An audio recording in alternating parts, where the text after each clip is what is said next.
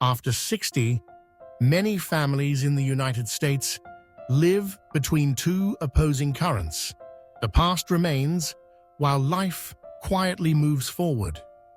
The home, once filled with laughter and soft afternoon light, slowly becomes a storage space for all the used-to-bes. Meanwhile, the person still living in that house needs something more: space to breathe, to rest, and to move into the next chapter with a lighter heart. Today's video on Senior Rise is devoted to that very ache, quiet but deeply real. The goal is simple: less effort, greater change. With just a few firm, well-timed decisions, you can reclaim your home in just 2 days, not through urgency, but through clarity and compassion for yourself.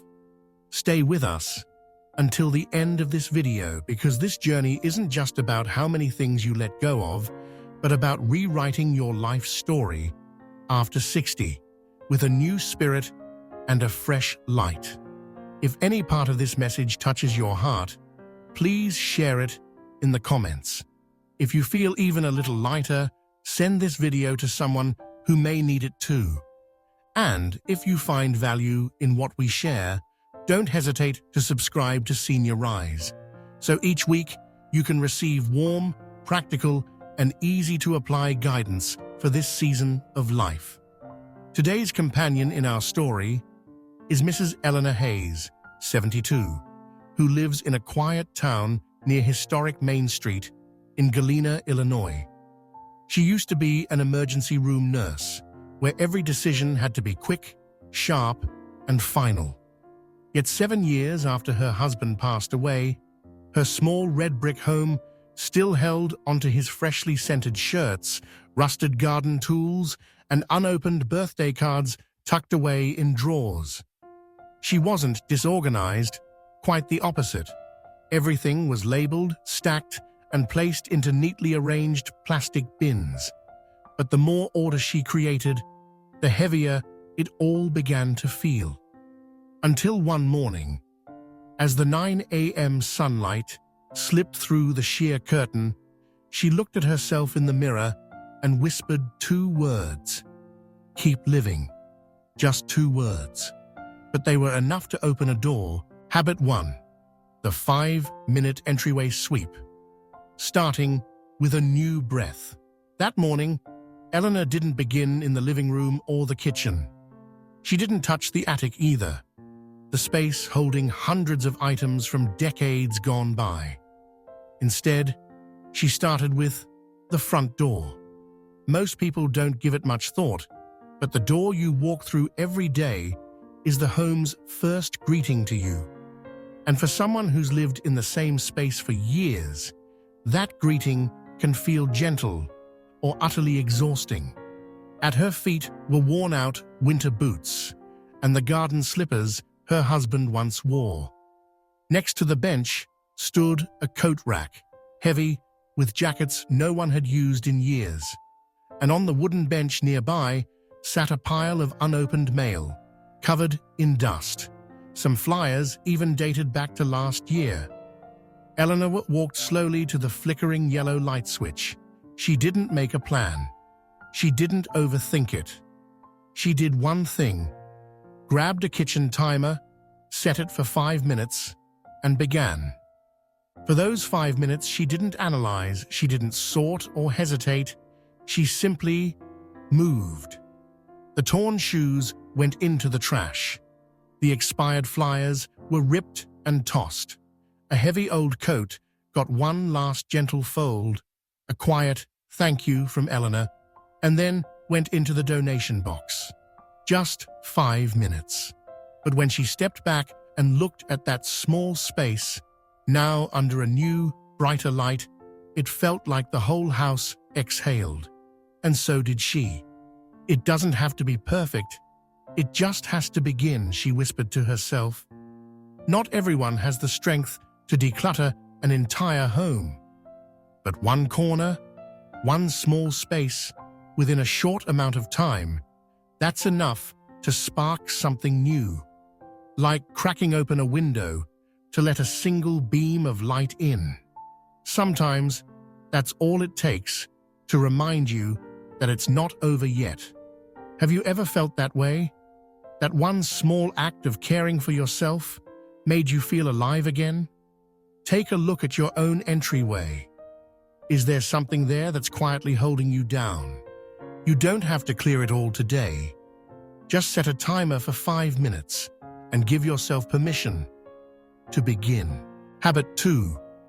If you haven't touched it in 5 years, stop making excuses. In the back corner of the cabinet behind the living room, there was a clear plastic box labeled Memories 1998. Eleanor had known it was there for years, but she hadn't opened it once since the day she moved in. That afternoon, as sunlight slanted across the wood-tiled floor, she decided to pull the box out. Each step felt slower, not from aching knees, but because she knew what was inside wasn't just stuff. It was glimmers of another time. She lifted the lid. A hand-embroidered handkerchief from her mother. A chipped teacup. A gift from a dear friend who had passed. A program from her daughter's very first school performance.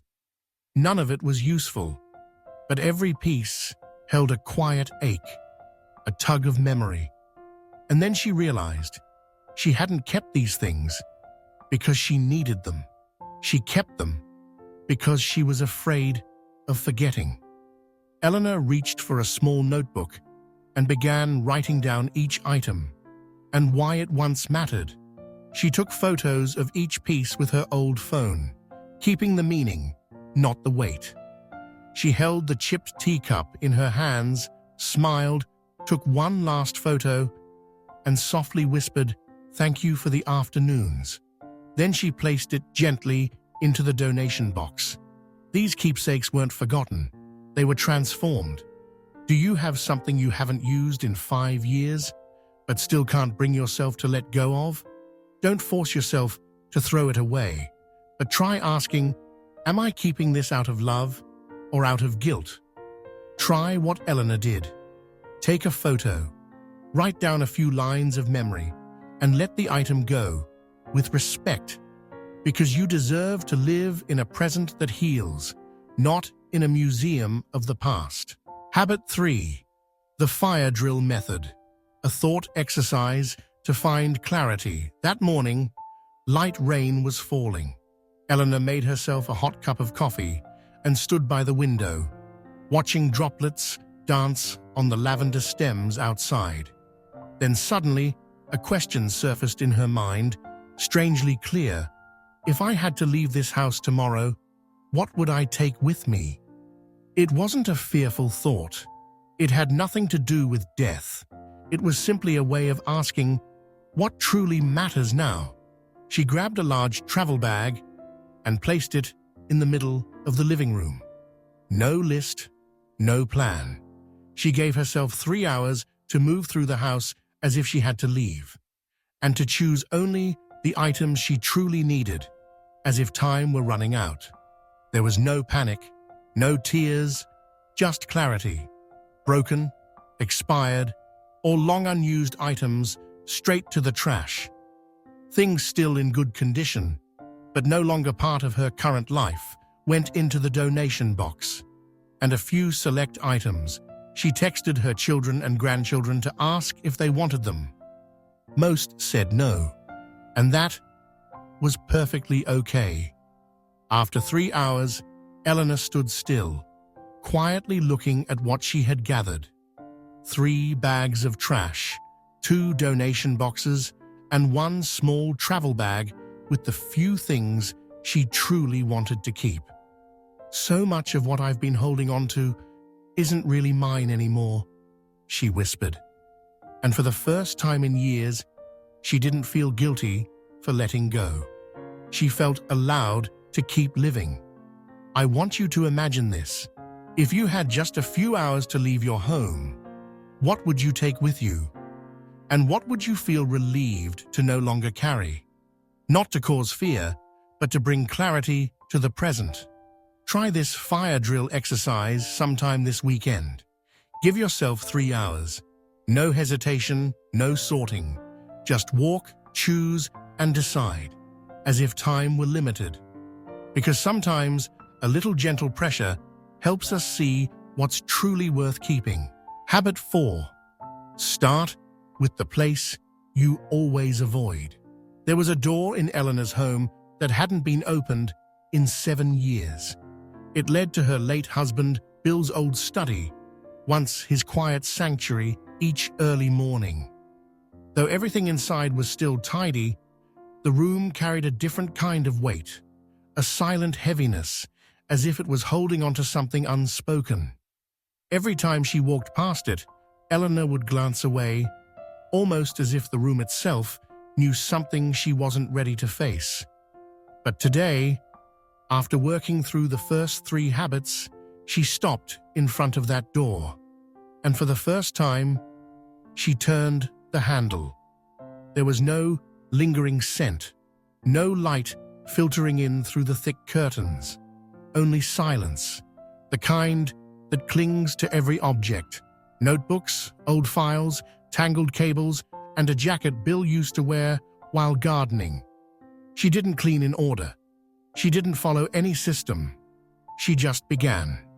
1 drawer, 1 shelf, 1 box of unopened mail. Each item that left the room took with it a small piece of emotion, gently, without force. She didn't try to forget. She didn't turn it into a shrine. She simply made space for the room to become part of the present.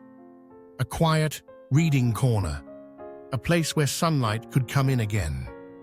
Do you have a place in your home you always avoid? A cabinet, an old room, maybe even just a box tucked away in the corner? That place often holds the most emotions, and it might just be the key to helping you breathe lighter again. You don't have to clean it out completely. Just open the door. Sometimes the places we avoid are the very ones where healing begins. Habit 5. Don't organize the clutter. Neat doesn't mean necessary. Eleanor's hallway closet used to impress everyone. Each bin was carefully labeled: winter knitting, Christmas ribbons, craft supplies, 2008. Everything was sorted, sealed, and stacked neatly. But as she pulled each bin down, the questions began to rise. When was the last time I actually used this? Why has it been sitting here for over 10 years? Inside were unfinished projects: yarn never knitted, fabric never sewn, a glue gun rusted and unsafe, and even a Christmas wreath she once planned to make just for fun back in 2011. She chuckled, not because it was funny, but because she realized she had turned the closet into a museum of old versions of herself. Being organized doesn't mean it's essential. Labeling something doesn't bring it back to life. So Eleanor made a new rule. If it's been boxed up and untouched for a year, it's not being kept. It's being hidden. She only kept the things she knew she would use in the coming week. Everything else was donated, recycled, or tossed. In the end, instead of towers of sealed bins, her closet held just a few favorite items and a small shelf of yarn where she now sat and knit each morning in a patch of warm sunlight. How many bins do you have that are neatly sealed but haven't been opened in years? Are you storing potential or hiding something you're not quite ready to release? Don't start by asking, "Will I need this someday?" Start with, "Am I actually living with this item now?" Habit 6. The 2-witness rule, so you don't have to decide alone. By the end of the first day, Eleanor found herself hesitating. She sat quietly in front of a white porcelain tray, filled with old teacups, each one tied to a memory, a gathering, a moment in time. She picked one up, then put it down, and picked it up again. A loop with no end. Then she remembered her granddaughter's advice. When you're unsure, Ask the two people you trust the most. Eleanor sent a message to her granddaughter and her longtime neighbor. She shared photos of each item and asked just one question. If I were gone, would you want to keep this? It was a simple question, but it revealed a profound truth. If the people she loved didn't see it as something worth keeping, then maybe it didn't need to stay in her life either. No debate, no guilt. If both of them said no, the item was released, gently, without shame. Do you have someone you could ask to be your decluttering witness? Someone who knows you, cares about you, and will speak the truth, even when you're not quite ready to hear it. Choose two people like that, and when emotions cloud your judgment, let them remind you, you don't have to hold on to everything, just to hold on to love. Habit 7. The If I Go Tomorrow box. Leaving peace, not chaos. On the second evening, Eleanor stepped into her bedroom. She opened the closet and took down a small cardboard box. It was empty, but she already knew exactly what she needed to write. With soft, deliberate handwriting, she wrote on the lid, "If I go tomorrow, open this box." No poetry, no dramatic farewell, just a quiet truth, one that everyone, sooner or later, must face. She placed 3 things inside: a handwritten letter to her children and grandchildren. Not long, just a few loving lines and a gentle message. Don't look for me in old things. Remember me in the morning sunshine, in the scent of baked goods, and in soft music playing in the background. A folder containing her will, power of attorney, and important medical directives, all neatly clipped inside a plastic sleeve. And finally, a small photo album, just 20 pictures. From her wedding day, to the moment she held her first grandson, to the most recent photo, her sitting on the porch, tea in hand, light pouring gently across her peaceful face. None of us are immortal, but we can choose to leave clarity instead of leaving behind a storm for those we love. That little box didn't speak of goodbye. It said, "I'm prepared, not for the end, but so you can begin more gently." If you were to create a box like that, what would you place inside? It doesn't have to be complete. It doesn't have to be perfect. Just one message, a few instructions, and a smile you've chosen to preserve. Take 1 hour this weekend. Prepare the box. Not out of fear, but out of love. Habit 8. Decluttering with ears that listen. Within the next morning, Eleanor turned on an old jazz record. Its warm, mellow notes drifted through the kitchen and slowly filled the house that was now beginning to transform. She no longer cleaned in silence, because she had come to realize too much silence can make the sad memories echo even louder. Music didn't take away the truth that she was letting go, but it made every action softer. Each time she wiped away dust, folded clothes, or placed an item into the donation box, the music walked beside her, as if someone were holding her hand, whispering, "Keep going. It's going to be okay." Sometimes she even played old voice recordings, her son's New Year greeting, her grandchild's laughter, or a song her husband used to love. Sound is living memory. And as she cleared away old belongings, she wasn't erasing love. She was translating it into another form, a lighter, warmer version. Do you usually clean in silence or in connection? Music, laughter, a familiar voice. Sometimes these are the threads that anchor us to the present, even as we gently let go of the past. Next time you declutter, try playing a soft song or listen to a recorded memory. The space won't feel empty, it will feel alive. Habit 9. Decluttering as a way to restore self-respect. When Eleanor placed the final item into the donation box, she didn't feel like she had finished cleaning the house. She felt like she had reclaimed her life. For years, after retiring and losing her husband, Eleanor had felt herself slowly shrinking within her own home. She no longer made clear decisions. She no longer felt chosen, just someone continuing on, day by day. But with every item she chose to keep and every item she chose to let go, she was taking back her voice. She stopped asking, "What will people think if I throw this out?" and instead began to ask, "Do I need this to live fully today?" And with each drawer she opened, the answer became clearer. No one tells you that decluttering can help heal your self-respect. But it's true. Because when you stand in front of something and make your own choice, without needing permission, without outside pressure, you are saying, "I still matter. I'm still choosing. I'm still living." Do you feel like you've lost part of your role in your own home? If so, maybe it's time to take that role back. Not with grand gestures, but with the smallest act, choosing your living space again for yourself. Don't declutter just to make the house cleaner. Declutter so that each day you can see yourself more clearly. 2 days had passed.